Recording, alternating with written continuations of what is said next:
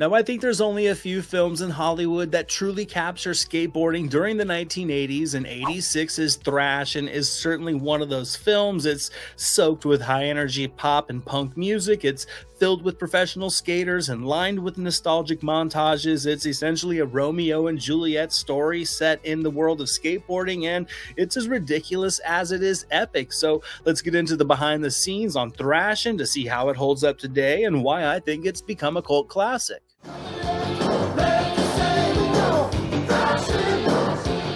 What's up out there, everybody? I hope you're all fantastic. I'm Anthony DeJoya. This is Movies Never Say Die, your home for 80s and 90s retro content, and they don't get much more 80s than Thrashin'. This was one of my favorite movies as a kid. I absolutely loved The Goonies, and I remember the lady at the video store down the street from my house told me that Brand did a skateboarding movie. She walked me over to the action section, she pulled Thrashin' off the shelf, and I would go on to rent that same copy of Thrashin' easily more than 20 to 30 times over the next handful of years. And really, it's just one of those movies that's so blatantly tongue-in-cheek cheesy, but it's also kind of cool with its rebellious attitude that you can't just help but be drawn into. The plot is relatively simple and routine. An out-of-town amateur skater named Corey, played by Josh Brolin, hits LA to stay with friends and enter some competitions. And of course, it isn't long before he falls for a beautiful blonde named Chrissy, played by Pamela Gidley. The only problem is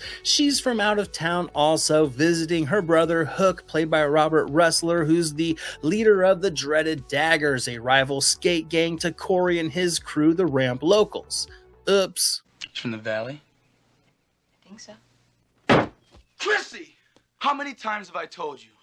You hang around here, you hang out with daggers. So as I said, it's essentially a Romeo and Juliet story with these noble families being swapped with rival skate crews, and a young Corey and Chrissy serving as that tried and true love at first sight, young summer love romance that will bring the rival gangs together for battle. Thrashin' even includes a skateboarding joust between Corey and Hook that we certainly will be getting into here in a minute. And really, it's a good time. Thrashin' delivers a traditional structure of the 80s teen drama. It layers it heavily with the culture and the attitude of punk and urban skateboarding. It's cheesy without question, and it is by the numbers, as Corey and Hook coming head to head will test the newly found love between Corey and Chrissy. You can predict where this story is going to go beat by beat, yet the silliness of it all is fun, it's nostalgic, and when you strip away the 80s teen drama facade, it's actually a very competent skateboarding movie.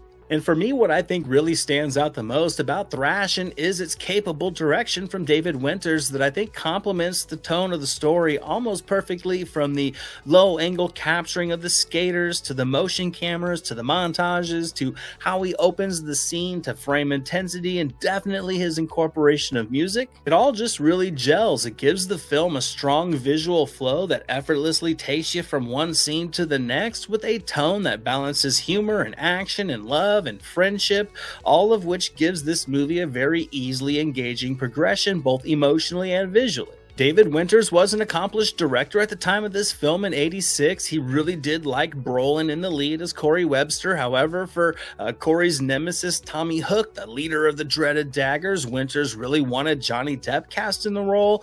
Depp's girlfriend at the time, Sherilyn Fenn, was already cast as Velvet, Hook's girlfriend in the movie, so it seemed like the natural choice despite Depp being relatively unknown at the time. Producer Alan Sachs would take Winters' request. He had Depp come in to read for the part. Sachs, in an interview, stated that when Depp walked into the room and shook his hand to introduce himself, that it just felt a little bit wimpy. Sachs felt that the leader of the Daggers couldn't have a weak handshake, so Ressler was cast, and I really do think it was the perfect choice. What do you think? Should I wear this skull and the dagger, or the hoop and the dagger? Nah, just with a dagger. And a bone for your nose.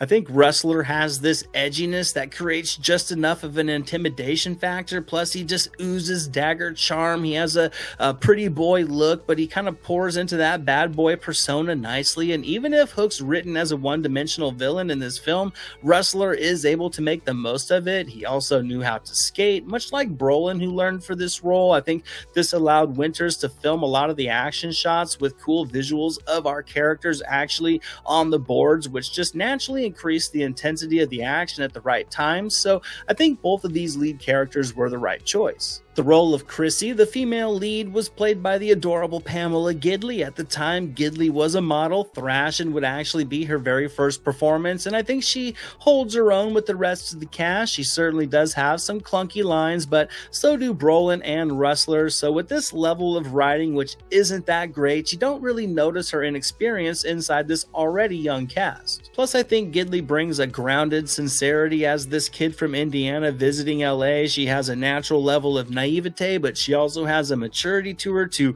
recognize the silliness of everything around her. It is subtle, but I think it brings a little bit more authenticity to her character that allows you to connect with her that much more. And she never was really a headliner, but Gidley would go on to have a steady career in Hollywood in both film and television before sadly passing away at the age of 52 in 2018 from undisclosed health reasons. But her first performance here in Thrashin will always immortalize her in 80s pop culture. Rounding out the cast, as I mentioned, Sherilyn Fenn played Hook's girlfriend with Brett Marks and Josh Richmond, and Brooke McCarter and David Wagner playing Corey's friends and fellow ramp locals. And I think this group's just great together. You can tell when actors get along, and these guys certainly did, which just sells all the juvenile pranking and banter between them, just making it feel more natural and more authentic. So really, they're just a group of likable goofballs without ever really overplaying it. However, the most important members of this cast, the one that once you pulled away the 80s teen drama facade, the ones that make this a fantastic skateboarding movie, is the professional skaters brought in as extras and for stunt doubles.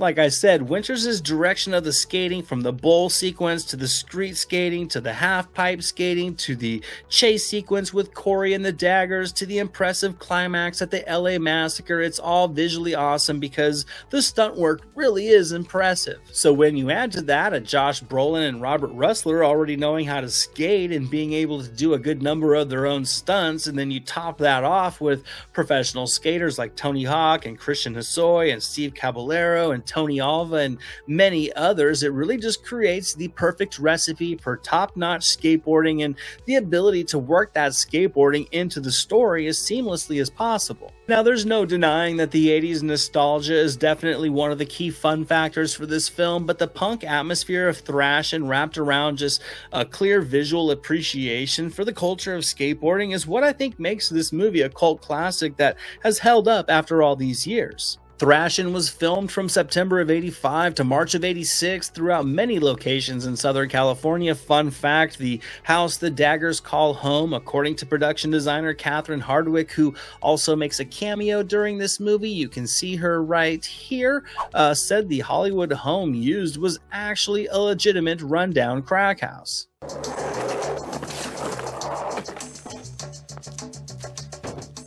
Once it was completed, the film would be released in the US on August 29th, 1986, and this is actually the first movie I was unable to find any box office information on. It's weird. I'm sure it had a smaller budget. It probably didn't get the best numbers in theaters. It probably wasn't in theaters very long at all, but I do have no doubt that this movie did relatively well to possibly great on the VHS market. The 80s were definitely filled with extreme sports movies before they were actually called extreme sports, with titles like Gleaming the Cube and North Shore and BMX Bandits and Rad, and Thrashin certainly does hold its own in this subgenre.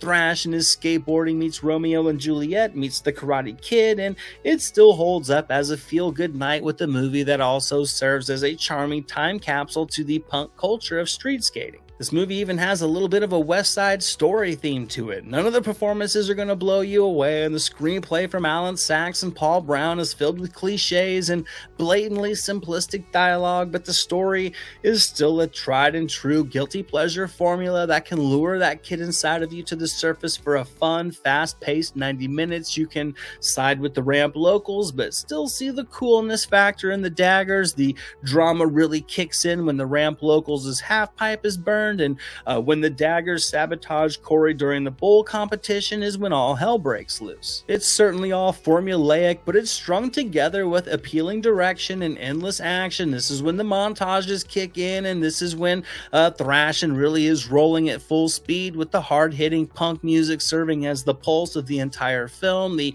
scoring from Barry Goldberg is sufficient, but the vibrant soundtrack is certainly what takes center stage.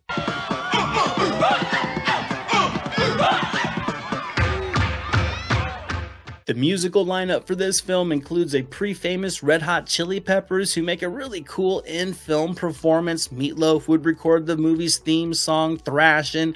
White Sisters would record Touch the Sky, the song used during the bowl sequence. All of those songs specifically for this movie, and other artists like Devo, the Bangles, the Circle Jerks, and others would fill out the musical lineup for the skating action, and really from top to bottom, it's world class. With this movie stuffing so much skating into the runtime, it gets going with the half-pipe sequence. They're skating on Hollywood Boulevard. The bowl competition is a good watch. The nighttime chase sequence across town and through the parking garage is very well shot and very tension-filled. It's reminiscent of Daniel LaRusso running from the Cobra Kai in the first Karate Kid. Then there's the over-the-top but unconditionally amazing skateboarding joust sequence. It's a bit much, but I can appreciate the atmosphere the scene builds. Hook and Corey finally come to blows, and as ridiculous as it is, it really does kind of serve up as a solid, entertaining lead for the final act to come.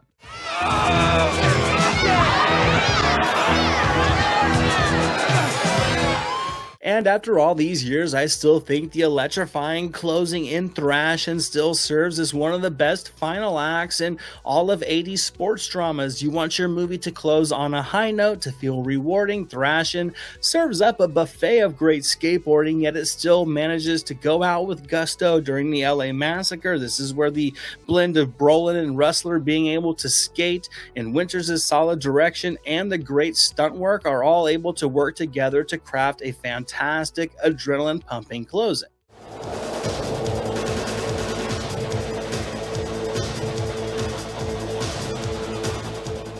I mean, there's no denying we all know the outcome, yet seeing it unfold as guys are reaching breakneck speeds and flying all over the place is just so much suspense. There were so many injuries during the filming of this climax. This guy right here really broke his leg, and those are real paramedics. So there's no denying the filming of this sequence was real. It was no joke, and the Santa Monica Mountains as the backdrop is just perfect for an action-packed finale. It's a blend of handheld, stationary, and aerial camera work, and it's a thrilling closing as Hook and Corey battle it out for LA skating supremacy, and they just don't make action sequences like this anymore. And yes, this movie is undeniably cheesy, but you can see there's a passion to it from a filmmaking aspect. There's a respect and love for skateboarding that I think oozes out onto the screen in the most appealing of ways. This is not a film without its flaws, but I think those flaws are also something that make this such a lovable movie for those who grew up with it and had our own dreams of challenging the LA Massacre. So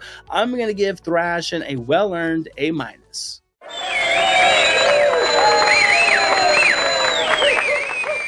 And this concludes my retrospective look back at a childhood favorite of mine. If you haven't seen it, you can find it. I think it's currently streaming on Amazon Prime for free if you have that. If not, it shouldn't be too expensive to rent. It's a textbook 1980s sports drama, and I recommend checking it out if you're looking to build your 80s cinema background. Thank you so much for watching. As always, guys, you are all amazing. And until the next video, movies never say die. This is Jack Burton in the Pork Chop Express, and I'm talking to whoever's listening out there. Flag a war. You gotta become war.